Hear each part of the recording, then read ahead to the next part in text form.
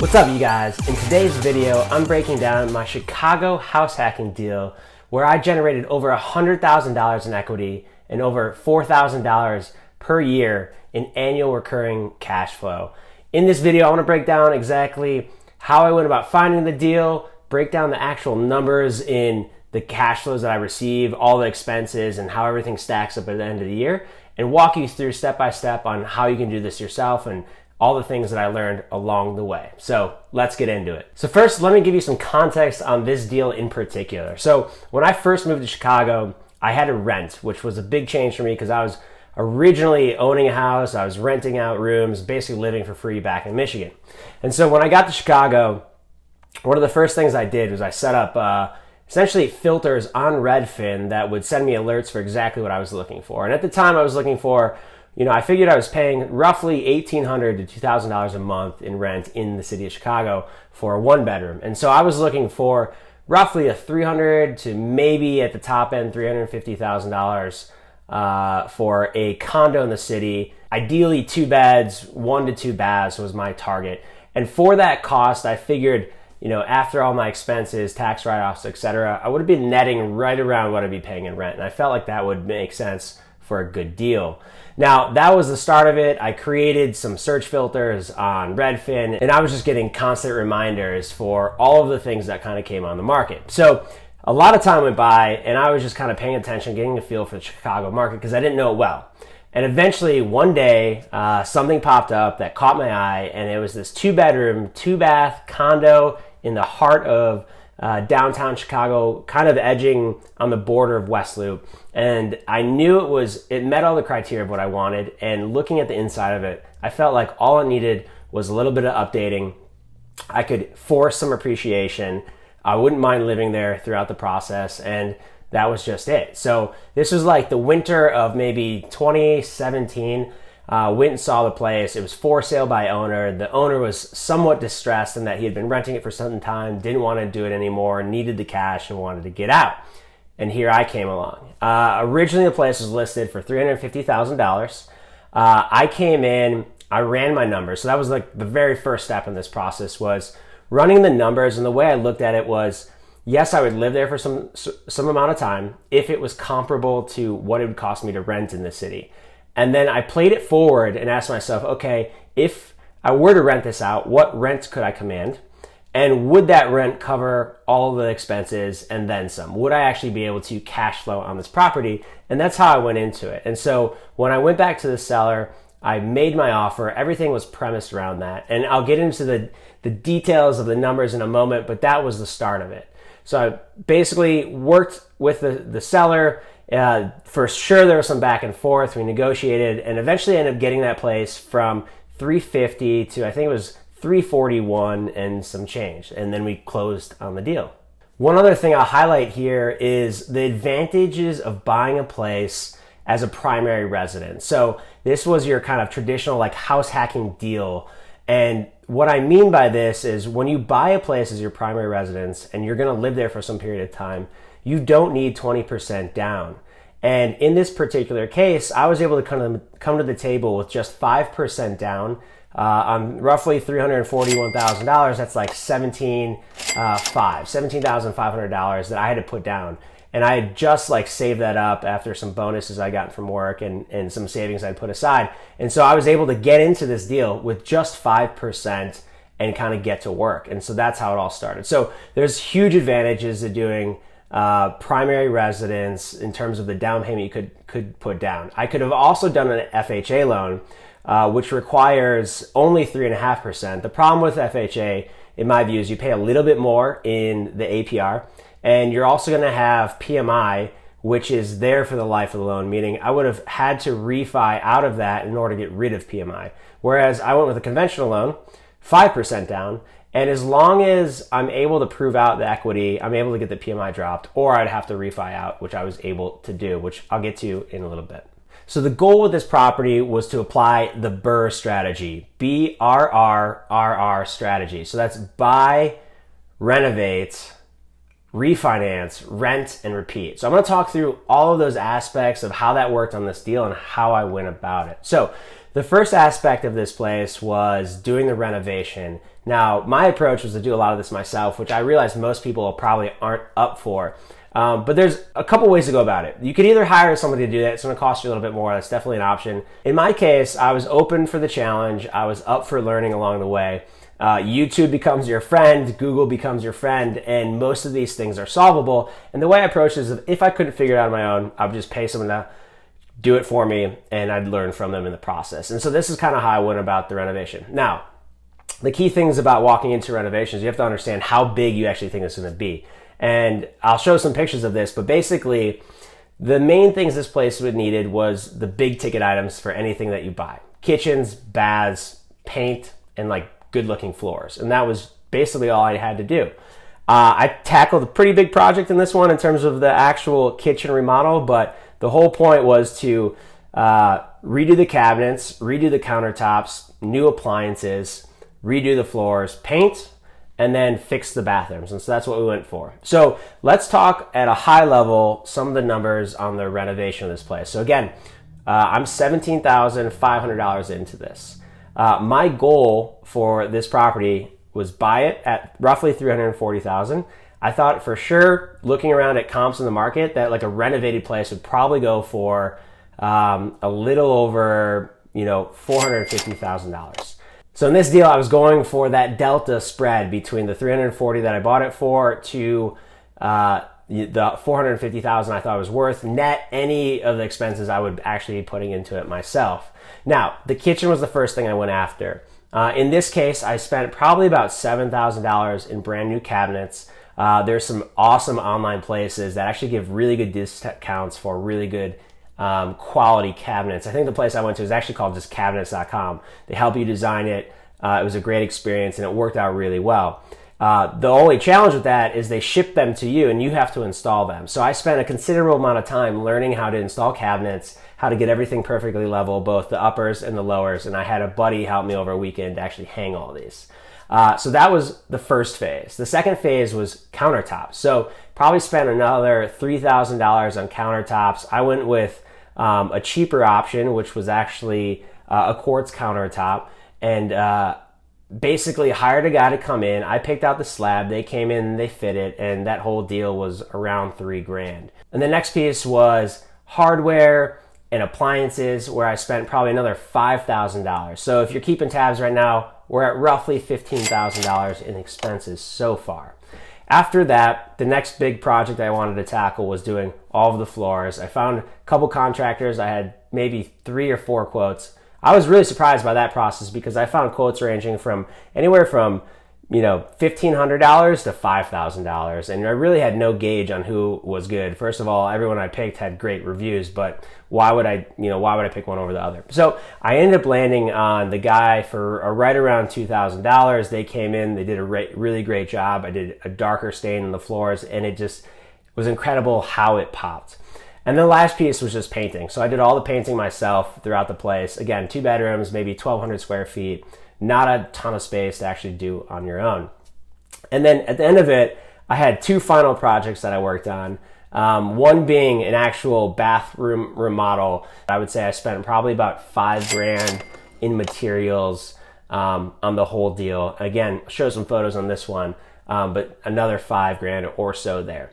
And then the last one was actually the master bathroom. And I wouldn't say cut corners, but I used a couple other techniques to kind of save some money, we'll put it. And so I painted in there, I painted the countertops, I glazed the tub, and then I also glazed the bowls in the countertops of the vanity that was already there, and then finally painted the cabinet. So we're talking about maybe $300 or $400 in like painting supplies for those particular things. So I did basically a bathroom makeover for like $500 in there. I'll share some of the materials that I used that were really useful. But yeah, that was really a big turnover or makeover for that room in general, and I was really happy with the turnout. So all in all, call it roughly $25,000 to maybe $30,000 in renovations of really just cost and my own sweat equity. And that's what it was, sweat equity. It took me probably the better part of, I would say, 3 months while I was living there to work on these things. And one thing I'll say there is, yes, that is a little uncomfortable at times as you're living in a bit of a construction zone. But I think in order to get what I was after, which was this like $100,000 equity payday, you gotta live through a little discomfort. And I was okay to manage my way through a couple months of discomfort while I was working through this construction zone.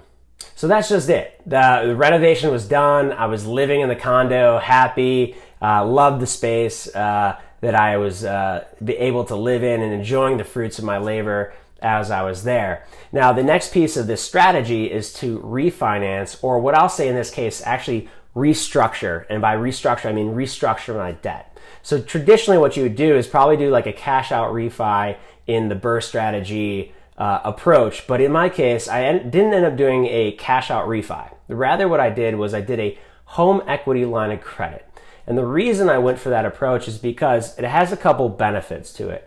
The cash out refi generally is limited to roughly 20 to 25% equity, or on the other side of that, 75% to 80% loan to value, or LTV, meaning that you have to keep roughly 20% to 25% of your money locked up.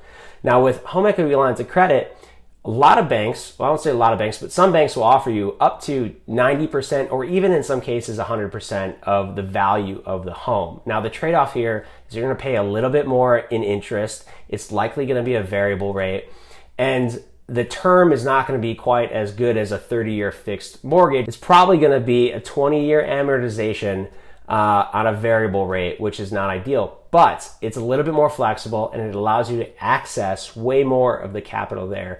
And you're not actually taking it out, you're just standing up the line so that if you wanted to use it, you could pull that out if you were in need or if I wanted to go buy another property. And that's exactly what I did. I ended up using that home equity line of credit to go buy another property at a later time. So in this particular deal that we did, that was the strategy.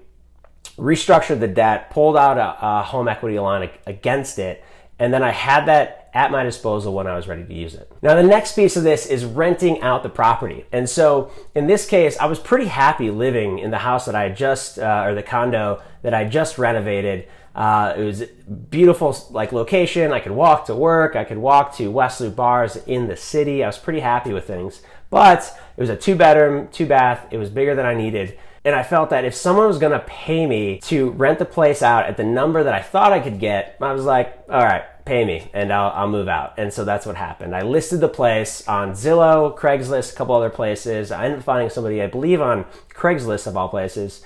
And next thing I know, I'm renting the place out. So the best way to look for market rents, I found, I like the website Rentometer is really solid. You can use other websites like Zumper.com. Zillow actually, I think, is coming out with some features around this as well that'll actually give you a good sense of where the market's at for rents and what other places are renting for. And then you have to kind of make some adjustments of what you think your place is best aligned with. And so in my case, I thought I could go for roughly $3,100 a month.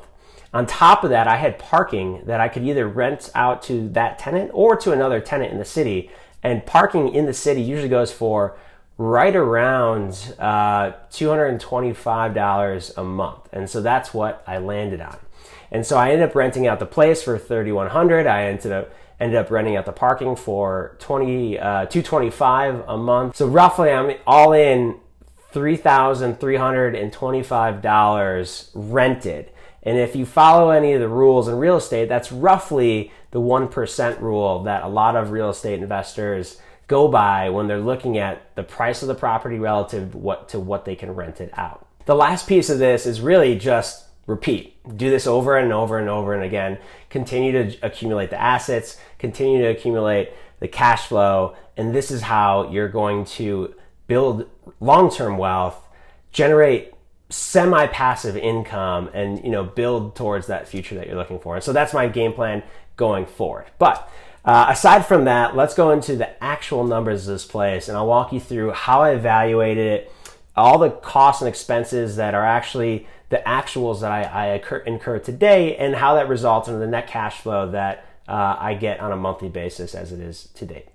All right, so let's get into the numbers. I'm going to walk you through my actual spreadsheet that I run through all of my deals in. I'll share a link to this so that, if there's any use for any of you watching this, you can use this yourself, and we'll kind of talk through what this looks like on a regular basis. So let's get into it. So in this one, I'm going to be walking you guys through this kind of spreadsheet here. Basically, top here, you have the rent. So as I said before, we're looking at $3,325 on a monthly basis. As you can see, that roughly meets the 1% rule. Purchase price $341,500. I put down 5%, so $17,500. And I'm approximating the rehab here, but roughly $30,000 in the kitchen, cabinets, countertop, floors, bathroom makeover, and then just bathroom lipstick job, as well as painting and a couple other things like light fixtures, et cetera, the odds and ends that you add on here and there. Call it $30,000. So all into this, almost $50,000, $47,500. Okay. So next thing we have is the vacancy factor. Every deal I look at, I always factor in some level of vacancy factor. Here I'm assuming approximately 5%. I've actually not had vacancy in this place yet. I've had the same renters for the last 2 years. I'm hoping that will persist.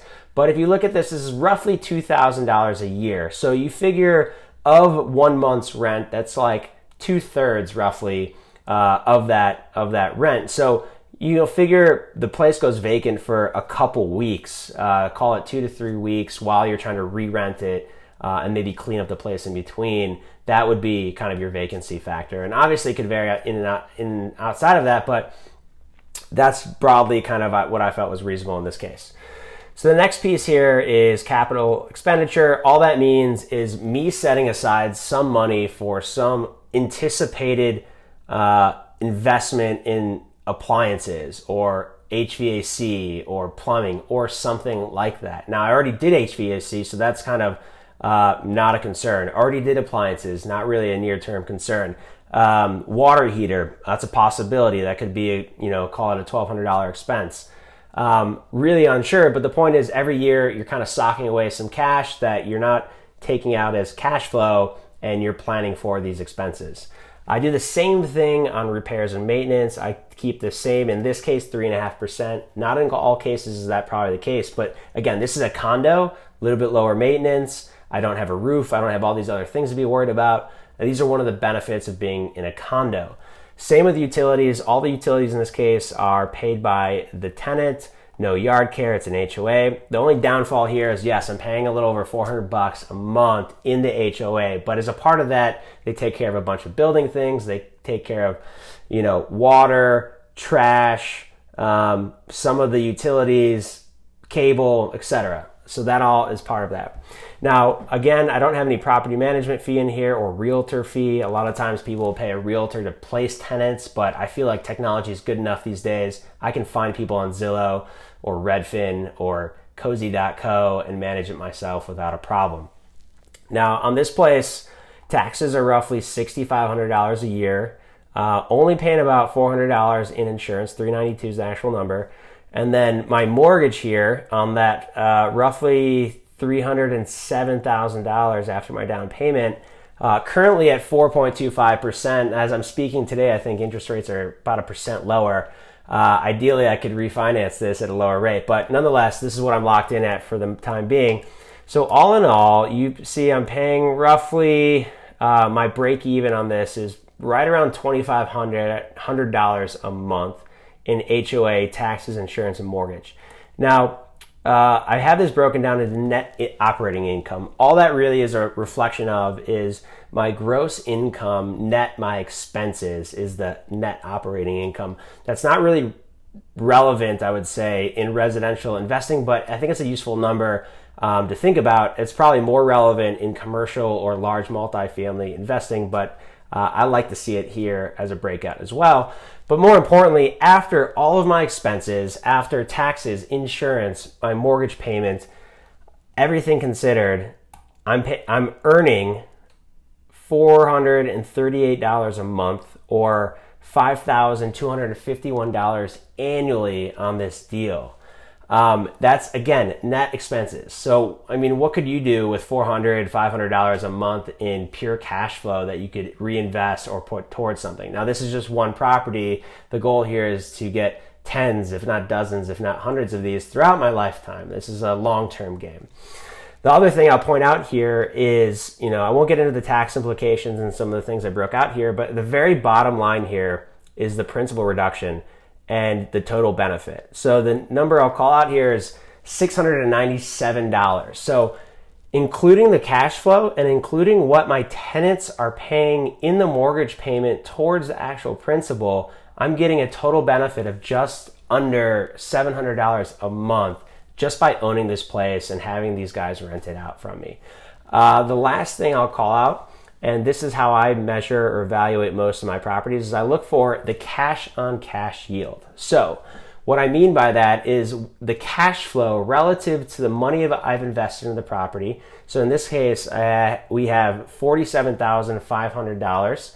I'm getting $438 a month in cash flow, or again, $5,251 every year. Divide that by the cash outlay, what I have invested. I then get my cash on cash return, my cash on cash yield, which in this case is 11.1% on an annual basis. I would say anywhere you can get 11% return on your money, you're doing pretty good.